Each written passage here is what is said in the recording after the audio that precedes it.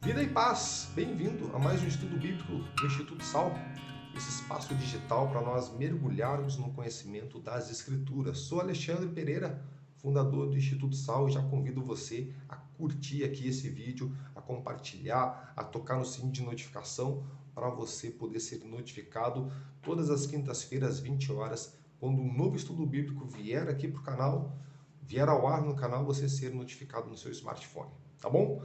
Então, clique no sininho de notificação, isso vai te ajudar bastante. Hoje eu quero falar sobre a ira e a graça de Deus. Inclusive, se você perdeu a primeira parte desse estudo, Vivendo na Graça, ao final do vídeo vai ter uma sugestão. Só você clicar nessa sugestão e você vai ser direcionado à primeira parte desse estudo bíblico. Tá bom? Bom, quero começar falando aqui de um texto que está em Romanos, uma carta de Paulo aos Romanos, lá no capítulo 3, a partir do verso 25, vou ler os versos 25 e 26, que diz o seguinte: Deus o ofereceu como sacrifício para propiciação mediante a fé, pelo seu sangue demonstrando a sua justiça. Em sua tolerância havia deixado impunes os pecados anteriormente cometidos, mas no presente demonstrou a sua justiça a fim de ser justo e justificador daquele que tem fé em Jesus Cristo. Bom, a Reforma Protestante ela teve seu início, né, no século XVI, com Martinho Lutero, e ela se baseou em 95 teses contra o catolicismo, e ela tinha como alicerce as 5 solas, né, conhecido como as 5 solas, onde Martinho Lutero então defende essas 5 solas, que eu vou citar aqui para vocês todas elas, que a primeira é sola fide, ou seja, a salvação somente pela fé. Justificação pela fé, como diz em Romanos, se quiser ler depois, anotar aí, Romanos 3, 21 e 24, um pouquinho antes desses versos que nós lemos. Sola Escritura, ou seja, a Bíblia é a única fonte autorizada e inspirada por Deus, sua palavra. Então, sola fide, sola Escritura. Solus Christus, ou somente Cristo é o único Salvador e Senhor. Sola gratia, a salvação vem somente pela fé, como diz Efésios 2:8, e sola Deo glória, toda a glória é devida somente a Deus, somente ao Senhor somente, a glória somente ao Senhor. Bom, vou ler aqui outro texto, que diz assim, Romanos 11:6, se é pela graça, já não é mais pelas obras, se fosse a graça, já não seria a graça. De maneira nenhuma, a graça pode ser explicada na sua plenitude, né? Jamais compreenderíamos de maneira profunda a graça de Deus, mas é possível ter uma percepção dela. Eu quero ler um texto aqui para nós compreendermos um pouquinho, então, o que é a graça de Deus. O texto que eu quero ler aqui agora está em 2 Samuel, segundo livro de Samuel, capítulo 9, verso 7. Diz o seguinte: Não tenha medo, disse-lhe Davi, pois é certo que eu tratarei com bondade por causa da minha amizade com Jonatas, seu pai. Vou devolver-lhe todas as terras que pertenciam a seu avô Saul, e você comerá sempre à minha mesa. Bom, no caso aqui, Mefibosete era neto de Saul. Saul havia tornado-se inimigo mortal, né, de Davi, querendo matar Davi a todo custo, por uma inveja, um ciúmes, ele foi tomado. E Mefibosete então estava se escondendo e acabou tendo de encontro aí o rei Davi, que podia fazer justiça com as próprias mãos, né, e matar então Mefibosete. Só que Davi era muito amigo de Jonatas, que era pai de Mefibosete, filho de Saul. E ele diz isso então, né, por causa de seu pai, Jonatas, muito meu amigo, né? E a Bíblia vai dizer que Jonatas e Davi eram tão amigos que eram mais chegados do que irmãos. A amizade era tão grande que ultrapassava o amor de um homem por uma mulher, né, diz as Escrituras. E aí então Davi, né, ele trata com bondade, com benignidade Mefibosete. Então, ele poderia punir, ele poderia se vingar, ele poderia matar, ele poderia, enfim, fazer justiça, ou uma justiça conforme o seu próprio entendimento, mas ele decide tratar com bondade. E a resposta de Mefibosete, que vem no verso 8, diz o seguinte: Quem é o teu servo para que te preocupes com um cão morto como eu. E Mefibosete é tomado então de uma consciência dizendo: olha, Davi, sou um cão morto, por que me trata assim com tamanha bondade? Eu não sou nem merecedor dessa bondade. Então é exatamente isso que é a graça, certo? É Deus nos tratando não como merecemos, mas de acordo com a sua própria bondade, de acordo com a sua própria benignidade, de acordo com o seu próprio caráter. Por quê? Porque Ele nos ama, Ele ama a mim e ama você. E nós precisamos compreender a graça, compreendendo a justiça de Deus, compreendendo a ira e a justiça de Deus. E é a partir desse tópico, então, que nós vamos compreender a graça, compreendendo a ira e compreendendo essa justiça, a qual Paulo fala lá no texto de Romanos que nós acabamos de ler. Quero ler aqui um texto com vocês, também está em Romanos, no capítulo 3, continuamos no capítulo 3, versos 21 e 24. Nós lemos o 25 e 26, vamos ler os versos anteriores agora de 21 a 24. Diz o seguinte: mas agora se manifestou uma justiça que provém de Deus, independente da lei mosaica, de qual testemunha a lei e os profetas. Justiça de Deus mediante a fé em Jesus Cristo, para todos os que creem. Não há distinção, pois todos pecaram e estão destituídos da glória de Deus, sendo justificados gratuitamente por sua graça, por meio da redenção que há em Cristo Jesus. E vamos começar a fazer algumas perguntas para nós pensarmos. Por exemplo, por que foi necessário Jesus morrer? A cruz era mesmo necessária? Deus não poderia simplesmente perdoar o homem seus pecados? Se o Cordeiro de Deus não fosse sacrificado, o que aconteceria conosco? A resposta é uma só. Só tem uma resposta para todas essas perguntas. Deus é amor. E a Bíblia Sagrada nos revela um Deus que não pode violar os seus próprios atributos. Por exemplo, a Bíblia Sagrada nos revela um Deus que é bom, como está lá em Salmo 118, no primeiro verso. Nos apresenta um Deus que é justo, como está em Salmo 145, no verso 7, e um Deus que é santo, como Isaías 6,3. Então Deus jamais poderia violar as suas próprias características, a sua própria personalidade, o seu próprio ser. Deus é amor. Deus jamais iria passar por cima disso. Se isso ocorresse, teríamos um Deus, no mínimo, contraditório. Então nós temos uma boa notícia. Qual é a boa notícia? Deus é bom. Deus é bom e não nos trataria da forma que merecemos, como diz Mefibosete. Eu não mereço, eu sou como um cão morto. Por que me tratas com tamanha bondade? Por que não tratas como eu mereço? Nós temos essa boa notícia. Deus é bom. Deus não vai te tratar conforme você merece, conforme eu mereço, pela sua característica, pela sua personalidade. E uma resposta terrível. Deus, ele é justo. E se Deus é justo, então o que ele vai fazer com o homem? O que ele vai fazer com o homem pecador? Com o homem que o negou? Com o homem que virou as costas para ele? Com o homem que deu um grito de independência, quis viver a partir de Deus, não quis viver com Deus? Um homem que feriu a santidade de Deus com o seu próprio pecado. Por quê? Porque Deus te fez e me fez conforme a sua imagem e a sua semelhança. E o pecado feriu a santidade de Deus. Então nós temos uma boa notícia, Deus é bom, e uma notícia terrível, Deus é justo. E muito mais, Deus é santo. E se ele é santo, como então ele vem se relacionar conosco? Se Deus é justo e santo, como ele pode simplesmente nos perdoar e como ele pode se relacionar com o homem? E a questão pode ficar ainda muito pior, porque pensamos, se Deus ele então é justo, como ele pode simplesmente perdoar o pecado do homem? Ele não seria então verdadeiramente justo. E se Deus então é santo, como ele se relaciona com este homem pecador? Ou então ele não é santo. Então veja que a graça de Deus ela está sobre duas perguntas fundamentais. Se Deus é justo, como ele então perdoa o homem? Como ele pode perdoar o homem sem que o puna, sem que o mate, sem que derrame a sua ira? Porque Deus, a palavra de Deus vai dizer que Deus se ira contra o pecado. E só existe uma forma de eliminar o pecado, eliminando o pecador. Então, se Deus é justo, como ele simplesmente vai perdoar a mim e você? Como ele não vai nos esmagar com a sua ira? Então ele não seria verdadeiramente justo. E se Deus é santo, então como ele vai se relacionar com o homem? Como ele vai ter relacionamento comigo e com você, se ele é santo e nós pecadores? Então ele não seria verdadeiramente santo. Veja que a graça, então, está sobre essas duas perguntas. E é preciso compreender essas duas perguntas e entender isso para nós podermos compreender de maneira mais profunda a graça de Deus.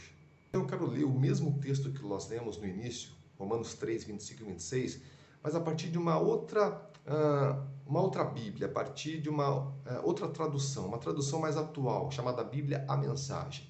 Eu gosto muito da Bíblia A Mensagem para fazer um devocional, para ter uma compreensão da Bíblia nos dias de hoje. Acho que foi esse o propósito, trazer a Bíblia escrita lá atrás, escrita em outra cultura, né? Outro contexto, mas não tirar a revelação, não tirar a palavra de Deus, mas trazendo uma linguagem atual que nós possamos compreender no nosso contexto, no nosso dia a dia. Então veja o que diz Romanos 3, 25 e 26 na Bíblia A Mensagem. Deus sacrificou Jesus no altar do mundo para purificar o mundo do pecado. A fé nele nos deixa limpos, a fé em Jesus Cristo nos deixa limpos. Deus decidiu, sob o olhar de todos, deixar o mundo numa situação aceitável diante dele por meio do sacrifício de Jesus, finalmente cuidando dos pecados que ele havia suportado com tanta paciência. Isso não só está claro, mas acontece agora, é história atual. Deus consertou a situação e também agora permite que vivamos em sua justiça. Então, o que a Bíblia diz, o que o Paulo diz em Romanos, no capítulo 3, é que nós somos merecedores de uma punição. Nós somos merecedores de Deus derramar da sua ira, do seu cólera sobre nós, nos esmagar. Tu já imaginou receber o cólera de Deus? Não tem nem como pensar numa coisa dessa. Seria como pisar numa formiga. Imagine, nós, simples homem, sendo esmagados por Deus. Então, o que Paulo está dizendo é assim, Deus, então, ele decide por si, pela sua bondade, pelo seu amor, ele decide pelos seus próprios atributos, aceitar o pecado que ele, com tanta paciência, vem aceitando e nos justificar mediante a fé em Cristo Jesus, mediante a fé em um sacrifício. Porque o que leva Jesus à cruz? O que levou de fato Jesus à cruz? A sugestão que pairava sobre toda a criação, a sugestão de que Deus não é justo. Foi isso que levou Jesus à cruz. A sugestão de uma possível afirmação de que Deus não seria justo e nem santo, que é a resposta que nós precisamos para aquelas duas perguntas. Se Deus é justo, então como ele perdoa simplesmente o homem? Se Deus é santo, como ele vem então se relacionar com este homem pecador? Isso fere completamente o nosso senso de justiça, o senso de justiça humano, porque diante de um juiz justo, o réu merece a punição, nós somos esse réu, nós merecemos ser punidos, é o que Mefibosete diz. Como podes me tratar com tanta benevolência, eu, um cão morto? Como pode Deus derramar a sua graça? Como pode Deus simplesmente me perdoar? Nós temos esse senso dentro de nós, de que nós merecemos ser punidos. Por quê? Porque ferimos a santidade e ferimos a justiça de Deus. E aí você pode agora compreender uma coisa, compreender a lei de Deus, compreender a lei mosaica. Por que é preciso compreender a lei? Porque diante de um justo juiz, o réu, ele precisa ter consciência da sua maldade. O réu precisa ter consciência do seu pecado. Então, a partir disso, não há nenhum justo. E quem passaria pelo crivo da lei? Nem eu e nem você. Ninguém passaria pelo crivo da lei. Ninguém passaria impune pelo réu. Por quê? Porque agora nós temos consciência do nosso pecado. De onde? Através da lei mosaica, através dos mandamentos de Deus, através dos 10 mandamentos e de toda a lei. Então, nem eu e nem você passaríamos pelo crivo da lei de maneira impune. Ou seja, dessa maneira, toda a humanidade merece, então, a morte. E qual seria a solução? Qual seria, então, o que Deus faria, porque Deus é amor, Deus amou a sua criação, Deus amou o mundo de tal maneira que entregou o seu próprio Filho, não é isso que diz João 3,16? Então, qual seria a solução? Deus aplicar a sua lei, a sua ira, não no homem pecador, mas em si mesmo, no seu próprio Filho, Jesus Cristo, o único santo e justo. John Stott, um pastor e teólogo anglicano, ele disse que Deus não apenas justifica a humanidade na cruz, mas ele justifica a si mesmo. Ele justifica essa possível sugestão de ter um Deus tirano, um Deus injusto, um Deus que é impune à maldade humana. Então, na cruz, um Deus que tem total poder para matar o homem e satisfazer a sua ira, ele escolhe satisfazer a sua justiça morrendo por mim e por você. E eu vou ler os textos seguintes do Romanos 3, capítulo 3, lá no verso 28 e 29, que diz assim, consequentemente, Deus, Paulo, concluindo, disse, consequentemente, assim como uma só transgressão resultou na condenação de todos os homens, o pecado, assim também um só ato de justiça resultou na justificação que traz vida a todos os homens. Logo assim, como por meio da desobediência de um só homem, muitos foram feitos pecadores, assim também, por meio da obediência de um único homem, muitos serão feitos justos. Então Deus pega a sua ira e derrama sobre o seu Filho, derrama sobre a si mesmo, porque eles são um, certo? Deus e o Pai, o próprio Cristo diz, eu e o Pai somos um. O que acontece comigo está acontecendo com o próprio Pai. Então Deus, ele não decide nos matar, ele decide nos amar. Mas para isso, ele tem que satisfazer duas perguntas. A primeira é, como um Deus justo pode simplesmente perdoar o homem? E como um Deus santo pode se relacionar com este homem? Porque a lei diz que nós devemos morrer. E a nossa própria consciência nos condena. A sua própria consciência te condena. A sua própria consciência afirma o que Mefibosete afirmou. Como eu posso ser tomado por tanta benevolência? Como eu posso receber tanta bondade? Então nós temos essa consciência. Temos a consciência da nossa própria moral e temos a consciência dada pela lei, né? E aí ninguém passa pelo crivo da lei, ninguém passaria a ser justo, ninguém seria justificado perante um réu, perante um juiz justo, né? Santo e justo. Então Deus, ele decide não nos punir, não nos matar, não derramar só a ira do seu cólera sobre nós, mas decide derramar sobre si mesmo, decide derramar sobre o seu Filho. Por isso a necessidade da cruz. E então, a partir de entendermos essa justiça, né, a ira de Deus, essa ira sobre o pecado, e como Deus teria esse poder e essa autoridade, quando ele poderia ter esse respaldo, Deus teria respaldo para nos matar, não teria respaldo para nos perdoar simplesmente, para nos relacionar conosco simplesmente, a não ser que ele pegue a ira dele e derrame sobre o seu Filho, derrame sobre si mesmo, certo? E aí nós podemos entender então a graça de Deus. Isso é a graça de Deus. Se você quer assistir a primeira parte, vou deixar aqui a sugestão para você entender a graça que alcança a todos, essa graça comum que eu, você, o seu irmão, todos nós podemos desfrutar, toda a humanidade. Mas só nós que compreendemos então verdadeiramente a justiça de Deus sobre nós, podemos desfrutar de uma graça libertadora.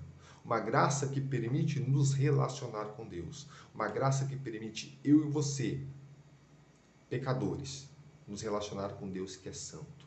Somente compreendendo essa justiça, somente compreendendo o que é essa ira, esse respaldo que Deus tinha de nos matar, nos esmagar, nos aniquilar. Mas ele escolhe então derramar a sua ira sobre si mesmo, sobre Jesus Cristo na cruz. Por isso a necessidade da cruz. E nós, tomados por essa consciência agora, podemos desfrutar de um relacionamento íntimo com esse Deus, justo e santo. Essa é a graça que me alcançou e te alcançou. Viver na graça todos nós podemos viver, essa graça que alcança todos, essa graça de ser perdoado, essa graça de ter um Deus disposto a se relacionar conosco. Mas somente aquele que compreende verdadeiramente, através das Escrituras, mediante a fé em Cristo Jesus, pode desfrutar dessa graça bem específica, que é ter um relacionamento íntimo com o Pai. É o que Jesus disse: eu sou o caminho, a verdade e a vida. Ninguém vai chegar até Deus se não passar por Ele. Então, encerro aqui esse estudo bíblico. Espero esclarecer a sua mente sobre a graça e a ira de Deus. Grande beijo no seu coração. Nós estamos com o nosso curso bíblico do Sal. Se você tiver interesse, basta clicar aí na descrição, você vai cair direto no WhatsApp aqui no Instituto Sal, pode entrar em contato comigo, tá bom? Eu te passo mais informação sobre o curso bíblico do Sal. Grande abraço, beijo no coração, fica com Deus, Deus abençoe você e sua família e até quinta-feira que vem.